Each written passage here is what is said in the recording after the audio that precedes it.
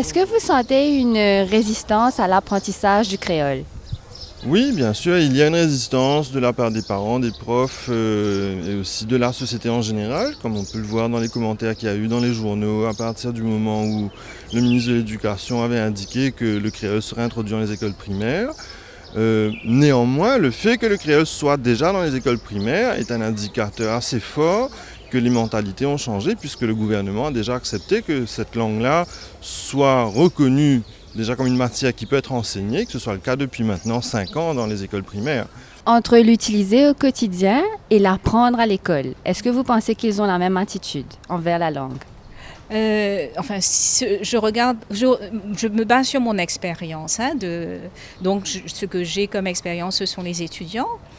Et que ce soit en BA French ou bien en BA French and Creole Studies, eh bien, il y a un intérêt pour mieux connaître sa propre langue, pour l'analyser, pour la découvrir.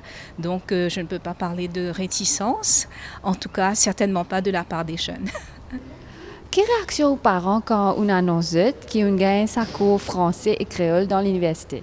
Bon, réaction là, l'idée côté là, il y a une réaction. Maman, je suis bien content de faire cours à l'université Maurice, mais par contre, mon papa, il est parti, commencement, il est un peu hésitant.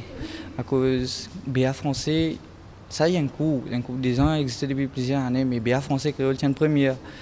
C'était un peu difficile au commencement pour convaincre lui à 100%, pour dire lui, ce gars, si on peut faire un cours BA français créole à l'université Maurice.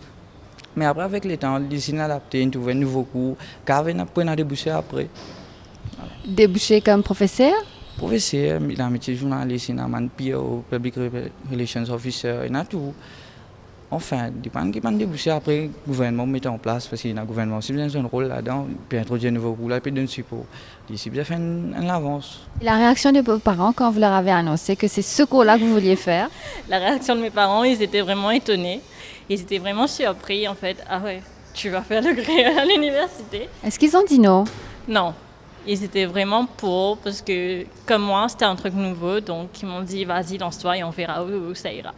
C'est vraiment pour partager ce que j'ai connu, devenir prof de créole et instaurer le créole vraiment comme une langue, comme le hindi, l'ourdou, et non pas comme une langue seulement parlée à la maison. Racontez-nous votre état d'esprit quand vous avez eu le cours de français et créole.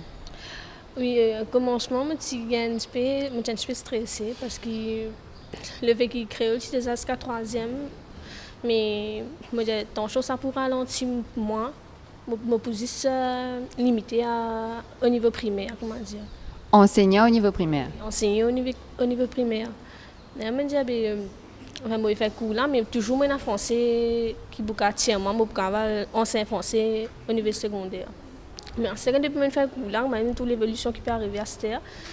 Et que toute ma proposition qui se peut amener, créole de parlement, créole partout. Nous-mêmes, nous aimons nous créole de là parce que beaucoup de pays, comme la Réunion, tout ça, il y a beaucoup de pays qui créole, ils finissent une langue officielle même. Mais nous-mêmes, nous mentalité qui ralentit ce processus, ça, comment dire.